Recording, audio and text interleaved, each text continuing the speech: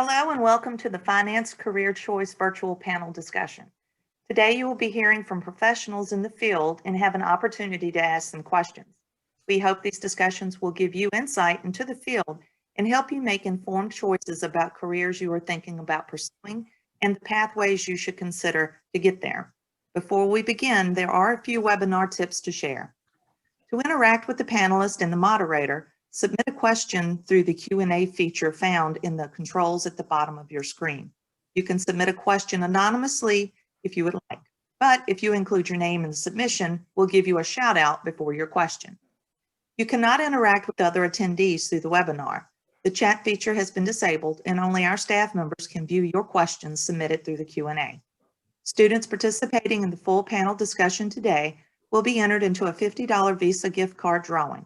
If you are participating as a whole class, don't worry, we'll be reaching out to your teacher for a list of student names. If you need technical assistance, you can call the help desk at 434-766-6772. And now, without any further delay, I would like to turn things over to the discussion's moderator, Steve Keyser.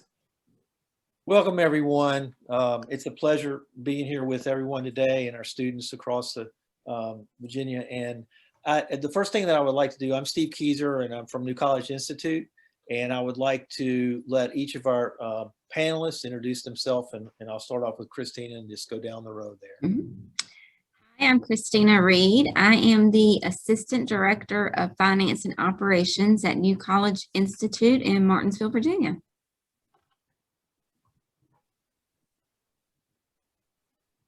And Leslie? I'm Leslie Rakes. I'm the HR manager with Valley Star Credit Union. And Brandon? I'm Brandon Atkins. I'm the Senior Risk Officer for American National Bank and Trust Company in Danville, Virginia. And Stephanie? Good afternoon. I'm the Assistant Vice President in Human Resources here at Benchmark Community Bank in Cambridge, Virginia.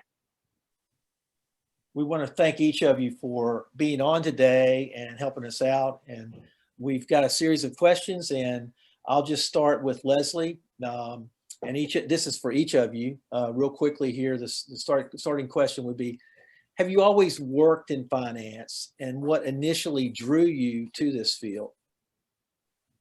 And I'll start with Leslie. I have not. I started, wow. Seems like a long time ago, but I actually started in childcare and took on a second job as a bookkeeper and working with human resources and just general office work. And so it kind of branched off from there. Okay, thank you. Christina. Going through college, I started off thinking I was going to be a teacher.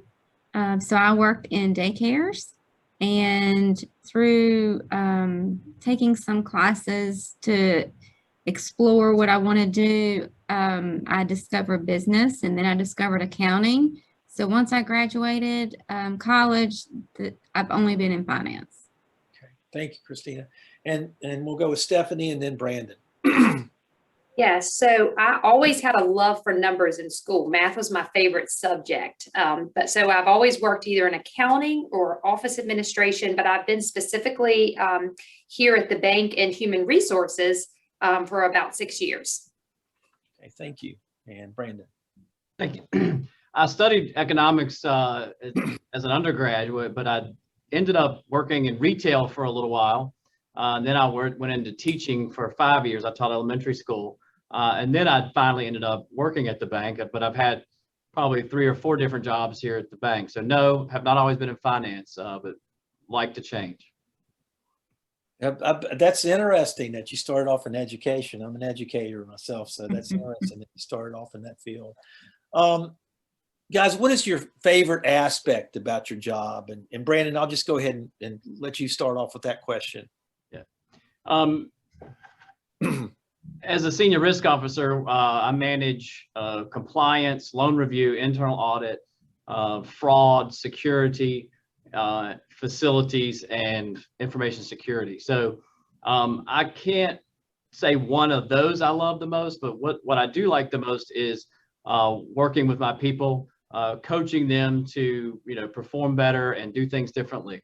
I find the greatest satisfaction in doing that. And so no matter where I've been, it's sort of the people aspect that I like the best. Gotcha. And Christina, what about you? Your favorite aspect about the job? Yeah. So I love creating reports. It could be anything, financial reports. I could be doing a spreadsheet just on one aspect, one project. I love it because you get to make it like a puzzle. You get to fit the numbers in where they're supposed to go. And it's just like putting a puzzle together. Very good. And Leslie, how about you? So for me, honestly, I would say it's the recruitment piece of what I do. Putting people in the positions and watching them grow and succeed and be successful, it's very rewarding. Gotcha. And let's see, we're with Stephanie. Yes. So I'll kind of tell on Leslie's answer there, because again, it sounds like we're both in human resources. So my customers are our employees. And that's what I love most about my job, is just taking care of people. So yes, I loved math and numbers, but I also love people. And as Leslie said, bringing them in, there's nothing more exciting than a brand new hire. They always come in with lots of energy and excitement, and watching them grow and become a success and be a happy employee is what one of my jobs is. And I enjoy that the most. It's the people. Very good. Great answer. Okay. Let me ask you this, and we'll start off with you, Leslie. What is the biggest challenge about your job? What do you feel the biggest challenge is about it? Right now it's COVID. Okay. But honestly, one of the things I love most about, now mind you, I have an accounting degree and I worked in accounting, but I've also done the HR aspect. So those two have very much meshed for me over the years. But I will say on both aspects, no 2 days are ever the same. Now, that can be wonderful on most days, but I will say there are some days that you just kind of want a little bit of something normal. So that one can go both ways. Gotcha. And how about you, Brandon? Your biggest challenge? The biggest challenge is in risk and compliance, we have a pretty small team, and it could be seen, our job can be seen as a negative, meaning that we are telling people what they can't do and what they shouldn't do. And so in our small team has a lot of behavior to manage throughout the bank. Just one good example is, we know that computer hackers are always out there trying to get in every organization. They certainly want to get their hands on information or money in a bank. So we have to tell people, safe practices, but we don't manage those people. So we have to get their attention in some way or another. So we try to find creative ways to train them and to make them think about the things they're doing on their computer. But we're not able to have their full attention all the time. So we really have to be creative when we do that. Right. And Christina, your biggest challenge? Yeah, I'm kind of with Leslie on this. It's kind of time management, not so much, stress. It's putting all the little fires out. I do more than just finance. I'm over operations as well. So if anyone is out, I'm trying to fill in and cover because we're so small. So I could be 1 minute on a conference call, then the next minute I'm down on a different floor trying to set up a classroom for a class. It just varies. Every day is different.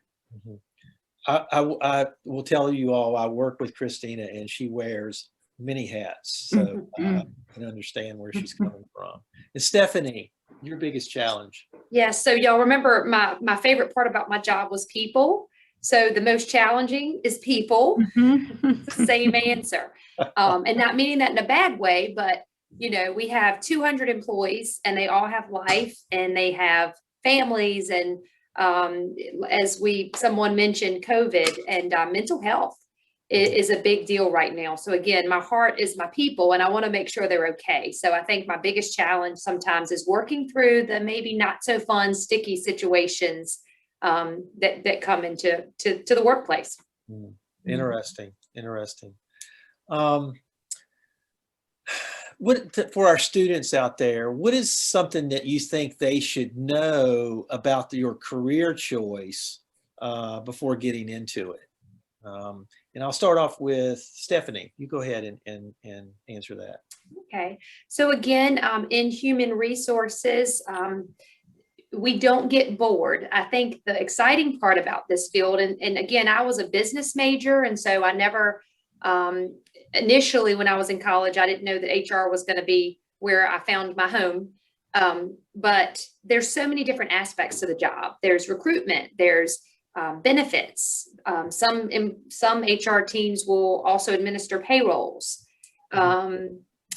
There are a lot of laws that we have to adhere to. And so when we have to create policies that I think, as Brandon mentioned, not everybody likes to hear about, right? Sometimes HR is, the hiring and the firing. And so, but I think if you do have a love for people, it would be a neat career to go into. And the good thing, I guess, about human resources is whether it's in the financial aspect or not, most every business has an HR department. So there should be plenty of job opportunities out there if that's something you're interested in. Okay, good. Let's see, Christina. My job is pretty vast. I cover everything from finance, which can be paying bills, doing contracts, creating reports. But I also oversee purchasing, facilities management, security, IT, HR. So there's a lot that I kind of like touch base with. I would say to do what I'm doing, you need to love numbers. So if you like math, if you like anything Sudoku, if you like playing Sudoku, then maybe look at accounting, maybe look at finance. And the second thing would be maybe if you like everything in a certain spot, if you like organization, then you're a good fit for this. Very good. And Brandon. From the perspective of the bank, I wish people knew, well, let's just say this. People, if you haven't worked at a bank before, your interactions with a banker, you go to borrow money if you need it, or you put your money in a bank or a credit union if you need a safe place to keep it. But inside of all that, there is so much happening to keep your money safe or to lend money safely. I just wish people knew all of that. I'm glad we've got some people here to tell them that. So we have people like Christina who are the number crunchers. We have the people we have HR in a bank. We have IT and security, which was what the things that I manage. So I just wish people knew that even though you put your money in and out and you borrow money and pay it back and it seems easy to you, but there's a lot going on inside. And that does open up lots of career opportunities. It's been a perfect place for someone like me because I'm a little bit of a numbers guy, but I'm not like Christina. I don't want to do it all day. I get to kind of be a little bit of everything. And that, to me, it's been a great place for that. That's good. That's interesting. Wow. And I think it's interesting you talked about the different career options within your workplace too. That's really neat. Leslie. So I would probably say, and the traditional thought of working at a bank is a 9-to-5 job. Mm-hmm. It's not the case. And especially if you choose a career in HR or accounting, we're putting in a lot more hours than that. However, if that is your career path and your career choice and you enjoy it, it's not as painful as that probably sounds. But I myself, I'm sending emails at 10 o'clock at night. I'm texting with employees at 6 o'clock in the morning and things like that. So it's important to know that there's a lot more that goes into, I would say, for all of us, than just that typical 9-to-5 image that you probably often hear on TV. Right, right. Interesting. Let's talk a little bit about your education for all of you, because I know our students probably want to know this. In terms of getting into your job, what type of education do you need? And I'll start back with Brandon, if you could talk a little bit about that. So typically in the risk and compliance world that I work in, you would have a bachelor's degree, at a minimum, probably an associate's degree. I've mentioned that my bachelor's is in economics. My master's isn't related to banking; it was in teaching. But I still find some of those lessons of being a teacher have helped me here. So it's not that it's not like the things I've done have hurt my career. But even though my department might require that kind of degree, there are places in the bank where you can start that don't require an advanced degree. However, we do find that a lot of our people who come in a job that don't have a degree are actually working on it at the time, and then they can find other places in the bank when they finish their degree. So it's kind of a good way to get started in one of those jobs that don't require it. But then once you obtain it, then there's often a place for you to go in the bank. So Brandon, you mentioned that you obviously went to college, you got out, and then you decided to go into education. It sounds like. How is that, since I'm an educator, how is that different? And do you like where you are now? What do you like better about it? I'll be honest, I taught for 5 years, and I taught in some very small rural schools in Pennsylvania County. I heard you guys talk about I taught at Mount Airy Elementary, which was the smallest school so I had a very small classes. So I did not have the kind of stress that some teachers have. However, I'll tell you, being a teacher, I'm actually on the school board in Danville as well. And I'll say that being a teacher is a job that I don't think people understand the stress of it unless they've done it. And what I mean is that you really never get a mental break. When I came to the bank, because I also had an interest in economics and in banking. My first week here, I thought, wonder what's going on. I feel strange, and I just it was because working in an office environment like this, I had time to myself. I could go get a cup of coffee when I wanted to. I could go to the restroom when I wanted to. I know that sounds silly, but no, it doesn't. I totally understand. A big deal. And look, I loved all my students, but they do require that you give them your constant attention, because otherwise they're going to either get off task or misbehave. And I know there's some students listening out there, and please understand your teachers have a very hard job. But I had other interests, so I did not leave education because I didn't like it. I just felt like it was time for me to try something different. Gotcha. Thank you so much for sharing that. It's very interesting. And I'll go on to Christina. So tell us about your educational background, that type of thing. I think you mentioned a little bit about it, but just for the students, what they might need to do. Yeah, I have a bachelor's degree in business administration, so a BBA, pursuing my MBA. I should have had it a long time ago, but life happens. Never too late. Never too late. That's right. We continue education. Yeah. So to get into at least accounting, you're going to need at least an associate's degree to get the experience to get into an entry-level position. A state agency, which is where I work, is New College Institute. We're a state agency. You don't have to have a bachelor's degree if you have experience. But in order to get that experience, I think that you're going to at least need an associate's degree to do what I'm doing. Okay. So basically, for the students out there, what you're saying, I think you're saying is, some post-secondary education is very important in today's world. Okay, so I would Absolutely. say that to everyone. And Leslie, if you could comment on your educational background and what these students may need. Well, I actually came out of high school with no desire to go to college, which is kind of interesting now. But I think I worked for maybe a year, and I went to go visit my parents, and I said, "Hey, guess what I decided? I'm going to college." And I'll just tell you, I've never regretted the decision since. I actually got my associate in business administration. I started with a concentration in accounting.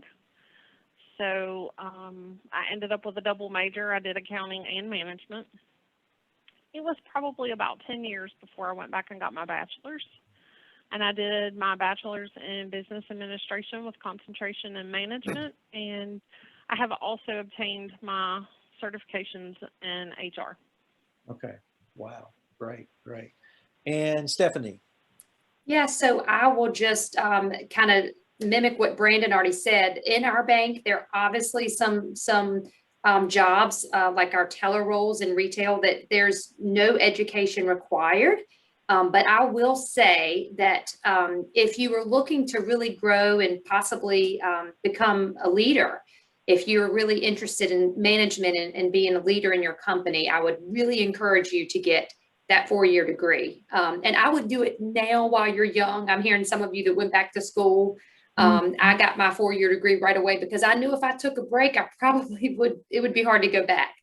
And so I just see that we're umbrellaed through the Virginia Bankers Association, and they have a phenomenal leadership program that we love sending people to, but they actually require a 4-year degree in order to be accepted into that program.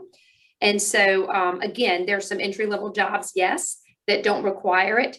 And some people I've seen come in as part-time tellers, and they have worked their way up, you know, into even management without a degree. But I do think over the years, it's changed a little bit. You know, somebody that's been in the working career for 20 years, maybe in management without a degree, I'm going to see that that's going to be a little bit harder for you students now, as the majority of people are coming in with education and they've got that already behind them. And so I would encourage you to do it now. If you have an interest in college, as somebody else said, nobody can ever take away education from you, and you will not regret learning. And I still love to learn every single day. Excellent. And I don't know if Jesse's on there, but I think I was supposed to go 15 minutes with questions. Please tell me if that's correct. I would like to ask you one more thing as far as your life experience and how you first got into this as a younger age. I would like to hear that real quick. Was there something that inspired you maybe when you were in school that got you into your career? Just real quick I'll start with Christina. Yeah, I was supposed to, the plan was go 2 years to a community college, transfer to Virginia Tech, and my partner in crime backed out after 1 year. So I was left with no plans really. Started with a teaching class that didn't hold my attention. I was so bored trying to take the class. So then I started exploring because I love math, different math classes, and came across business. Ended up transferring and commuting back and forth to Averett University. And that is how I got into the business program. I ended up having an accounting class. And ever since the accounting class, I was like, oh, that's for me. Changed my major again 3 times, but it's okay. Wow. And let's see, Stephanie, I think. I'm sorry, repeat that question. I want to make sure I answer it correctly. Okay, great. That's okay, because that wasn't clear anyway. And thank you for asking me to do that. Basically, what I'm saying, a lot of times when you're talking with students, and I'm a long-term teacher, a lot of times when you're talking with them or you look back on your career, something inspired you maybe when you were in school or at some point along the way to get you into your career. And a lot of times it's good to tell folks that. So did anything like that happen to you Right. along the way? Well, I always enjoyed my business classes. Once I got past my associates and I really started diving into my major, again, I always loved math. And I've always been, I guess, a people person, never knew that was going to lead me to HR, but I just loved my business classes. And I would encourage you guys, for those of you that are interested, even, any parts of finance, I think every position, it would benefit you greatly to take a business, like a communications class. A lot of times you're required to take speech classes. And I found that they really helped me with just life situations, every job or role you're in. And there are many aspects that you can go into when you think about banking and finance. There's several different departments and they all do different things. But communication is huge. Mhm. And if you have strong communication skills, if you can kind of build that into your list of skills, I feel like you will really be successful. So I would encourage a business communications class. Speech classes are always great, as you will have to communicate. A lot of young students now, we use a lot of this, right? Mhm. And so I'll tell you in HR that we don't allow you to text your interviews. You will have to talk to us face to face. So Yeah. any kind of skills that you can build for that will most definitely help you as you're searching for your career. Very good. Excellent comments. And I would say, I remember talking with students, and one of the things that I always one of the three things that people used to tell me was come to work on time, come to work ready to work. So those are all good points. Mhm. Let's see, we have Brandon. Give us your thoughts on that. Yes, I can pinpoint it really to a class in my undergraduate when I was a major in economics. As I said, there's a class called Money and Banking, and there's a principle that they teach there, and it's called Money Multiplier. And you know what? I used to be a former teacher. I don't have time to explain that to this group, but I would love if any students who recognize me one day, if they told me they looked up Money Multiplier online and learned about it, I would love to hear about it. But basically, it is it's a principle that banks help the economy by letting people save money and lending money out at the same time, and it keeps the economy going. So I've always since then been interested in the role banks take in the economy.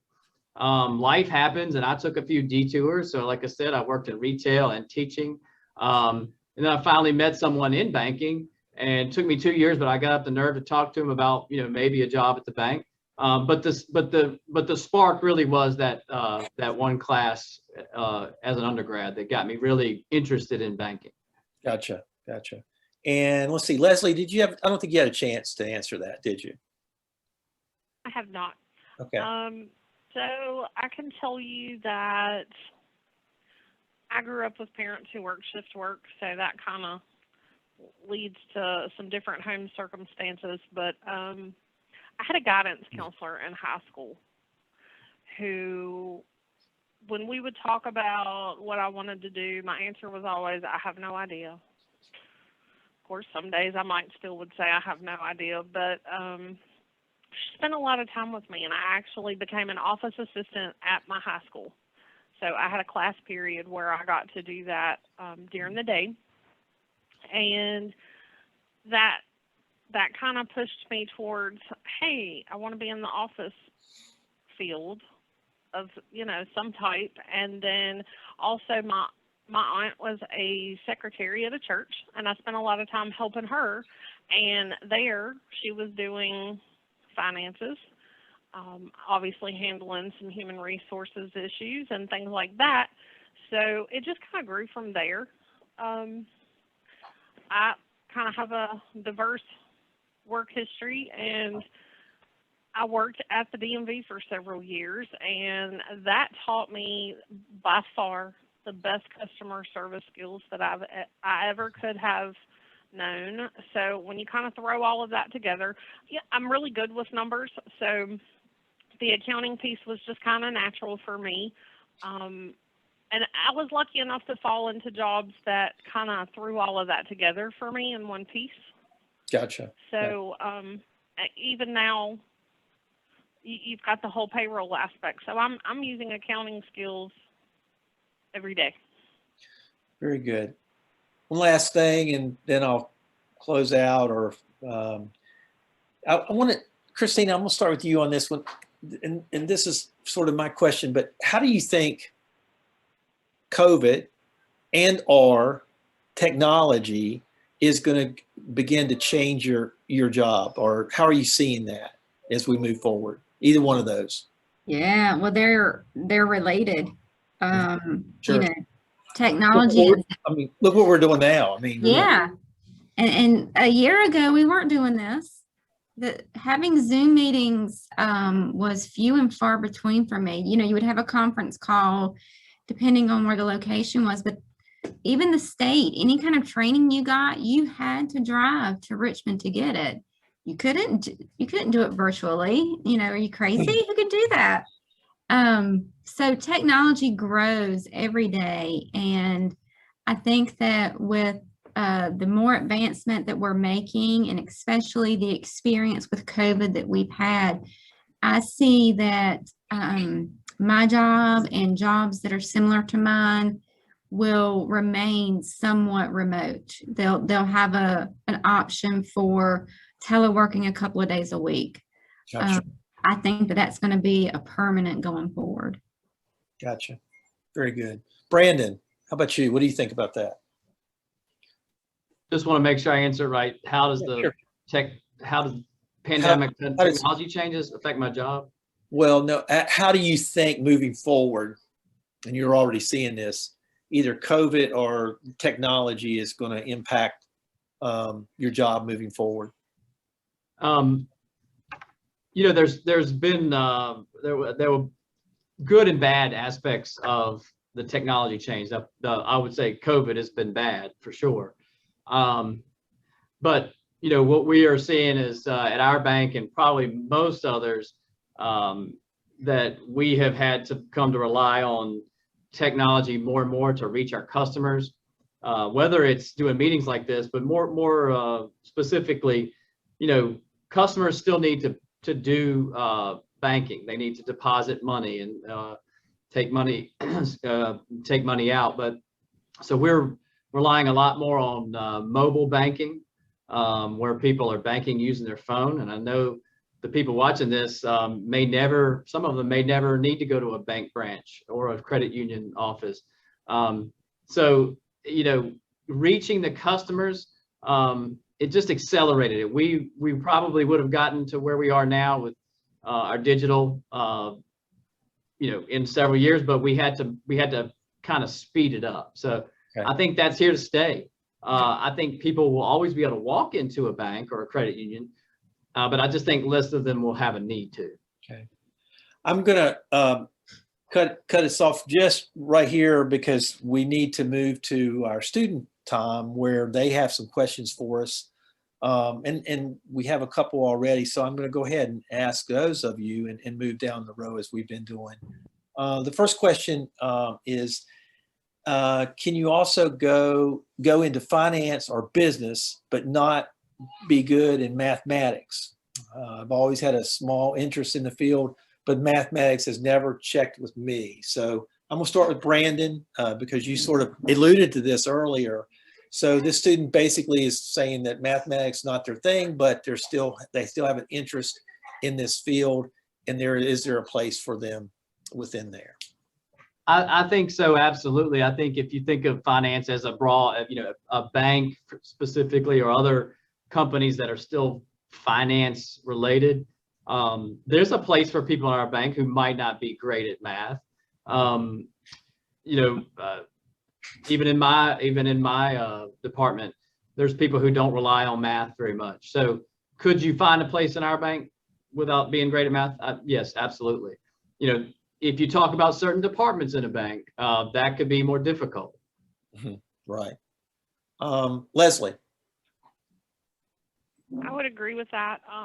When you think working at a bank or a credit union, you often think of the tellers and those frontline staff that you see, but human resources, for example, you don't have to be a great finance person to work in human resources.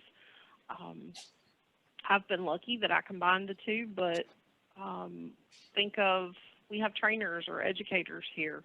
We have all kinds of positions that don't really require that constant math work. Okay. And I great. think that's the same kind of everywhere you go. Thank you. Christina. Yeah, I agree with Leslie and Brandon.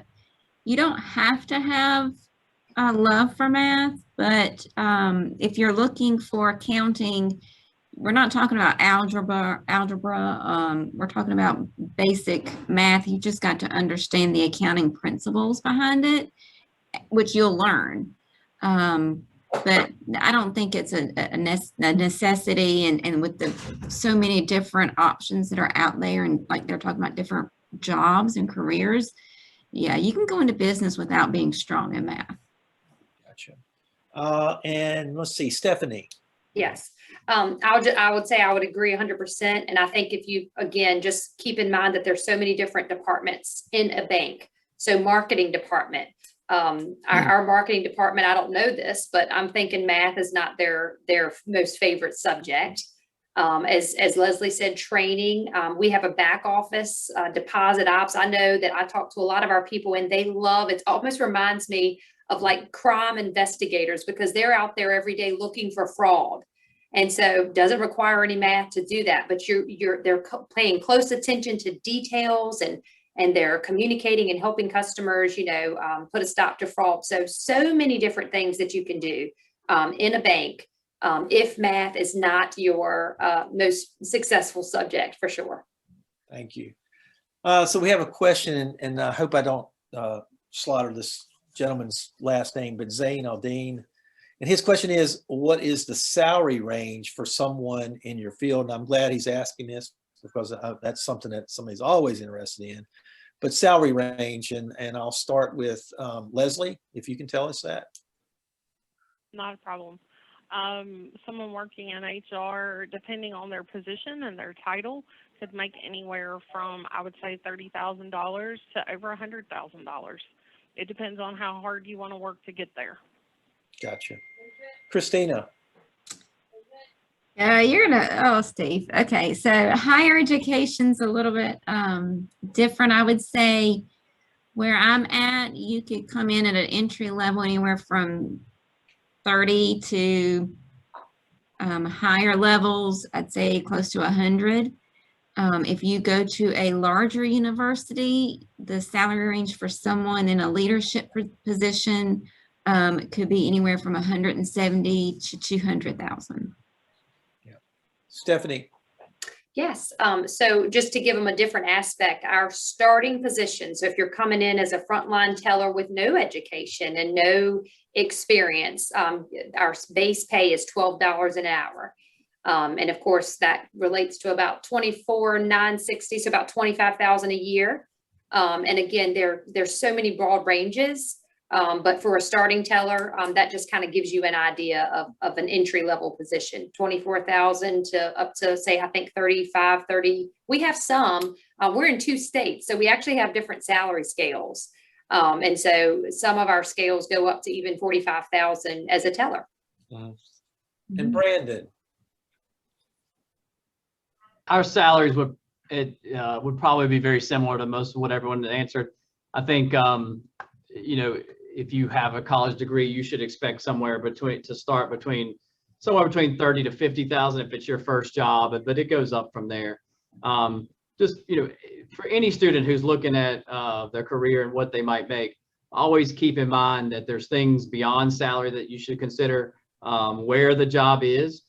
I remember when I went to school hearing that people were making $60,000 to start, which was a high salary in 1997, but they were going to live in New York City and they paid $2,000 a month for a 1-bedroom apartment. That was over 20 years ago. So sometimes there's a lot more than salary to think about when you're starting your career. Mm-hmm. Also, Zane has asked a question is, and this is typical for anyone entering any type of new job, is, were you scared, nervous with your first job, and sort of how did you get through that? And just share a little bit about maybe your experience with your first job and how you felt and how you got through that. I'll start with Brandon. Yeah, I think for most humans that anytime you're experiencing a change, you're going to have some nervousness and anxiety. So you certainly should expect that on your first job. I do remember my first day, I started with the internal audit department and sat down and was told to, look at these systems that I'd never seen before and ask questions of people that knew way more about banking than me, but I was trying to figure out what they were doing wrong. So you can imagine how I felt at that time. But I just realized, if you kind of take your job a little bit at a time, remember that everybody there has been through the same thing, and find people that you can rely on as a mentor and ask questions, and that could really help you manage that stress and thrive in your job. Okay. Leslie? So for me, things were such a natural progression. I didn't have a lot of the anxiety that a lot of people have. However, my biggest advice on this would be go into it, do your best, put in 100% every day, and things will come easier for you. Gotcha. Christina? Yeah, I still get nervous today. No, you don't. Come on, I've been doing this job for 10 years now in the same organization, and yeah, if it's just a little bit different, if I'm in my office by myself, I'm okay. Yeah. But any little change, anything a little bit different, I get nervous today. But my one advice would just be to look for that mentor, look for that one person that's going to teach you, and that there's a person there that's going to do that, and that'll lead you through everything. I agree with Christina. Our jobs are it's just, every day is different, and you're always pushed or faced with new things like that. So I get where you're coming from. Absolutely. Stephanie? Yes, I think if you feel nervous on day one, you're totally normal. And I would consider it a good thing. And I love how Christina says that. And I think anytime it's a new environment or a change or a new something added onto your job, it's just a sign of growth. And that should be exciting. So I think it's a good thing. And just remember that no matter where your first job is, everybody that's on your team and has had a day one. And so they've been there, and you won't be the new guy for too long. So just hang on, and you can help the next new person that joins you. And I would say as we close out or sum up everything is that a little bit of stress helps you perform better. So that's not an uncommon thing, and it's definitely natural. I would like to say thank you to Leslie, Brandon, Christina, and Stephanie. You were all just outstanding. You really were. We really appreciate it. And at this time, I'll turn it back over to the Career Choice. And again, we appreciate your time. Thank you, Steve, and thank you to all of our panelists for sharing your knowledge and experience with us today. For our student attendees, we hope you are energized and excited to research opportunities in the finance career cluster. The ChoICE website is a great place to start. We will be drawing the gift card recipient name in the coming week after we've had a chance to follow up with our teacher and whole class registrations. The gift card recipient will be contacted through their school. You can provide yourself with another opportunity to win a $50 Visa gift card by completing the Career Choice scavenger hunt found on the Career Choice website right now, and the Career Choice survey, which is coming on March 22nd. Each student completing both activities will be entered into a drawing for their school. Good luck, and we hope you will continue to take opportunities to imagine your potential, connect with employers, and explore your career possibilities.